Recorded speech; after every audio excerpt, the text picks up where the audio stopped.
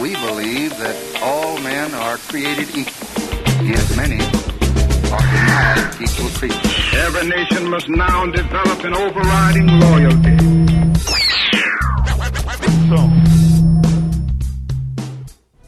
Welcome to Diversity TV, news and commentary. I'm Troy Shaw. World headline news, story out of Israel. The quick action of an Israeli police officer may have prevented a second suicide bombing after the first attack Monday killed one person and wounded 11 others, according to the police.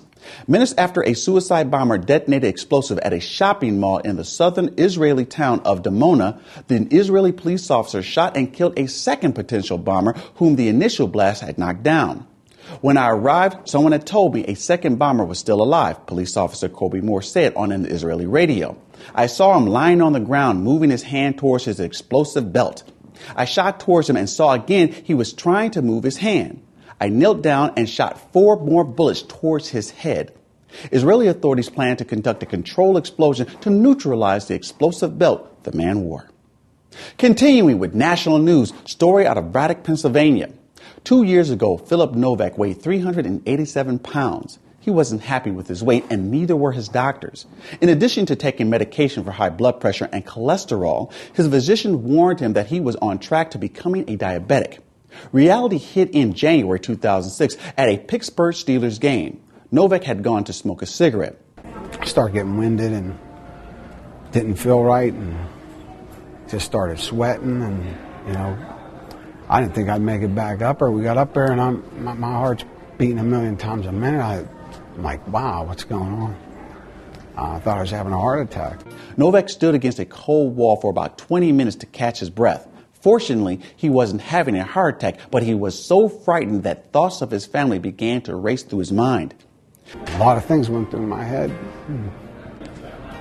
Not saying bye to my kids and stuff like that.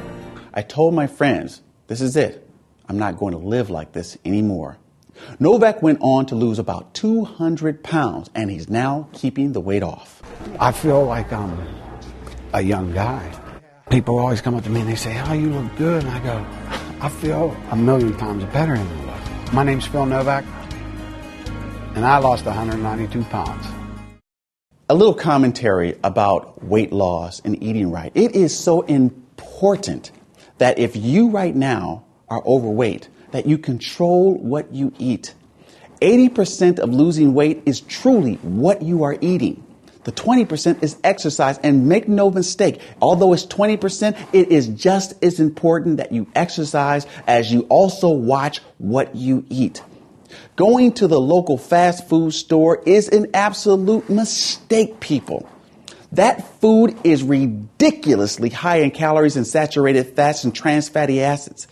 You need to make sure that you watch what you eat. And if you're going to eat a lot of that crap, eat it in portions. Control the proportions of the food that you eat, regardless if it's that kind of food, but control the kinds of portions that you eat. There are so many people right now that are on the verge of being diabetic, and individuals who are diabetic. Specifically now, I'm speaking specifically now to the African American community. It is so important that you watch what you eat.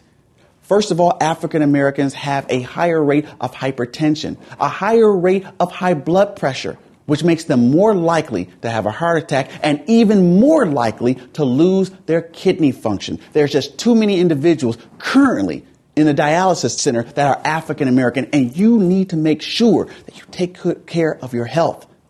So as I'm saying this to you, America, please watch what you eat. Exercise daily if you can, and make sure that if you're going to eat that kind of food, that you only eat it in portions. Continuing with election news, 2008, story out of Washington. Democrat Senator Hillary Clinton is losing ground to Senator Barack Obama in a national CNN opinion research poll released on the eve of critical Super Tuesday presidential primaries and caucuses. The two are virtually tied in Monday's survey, which shows the New York senator has lost a comfortable national lead she's held for months over Obama and other rivals. The survey also shows Arizona Senator John McCain as the clear Republican frontrunner. Obama, who trounced Clinton in January's South Carolina primaries, garnered 49% of registered voters in Monday's poll, while Clinton trailed just by 3 points, a gap well within the survey's 4.5 percentage points of the margin of error.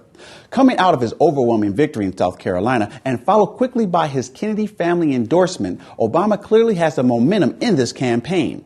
Obama has won support from Senator Edward Kennedy and his nieces Caroline Kennedy Schlossberg and Maria Shriver, although Clinton has endorsements from former Maryland Lieutenant Governor Kathleen Kennedy Townsend, the daughter of Robert Kennedy, and her brother Bobby Kennedy and sister Carrie.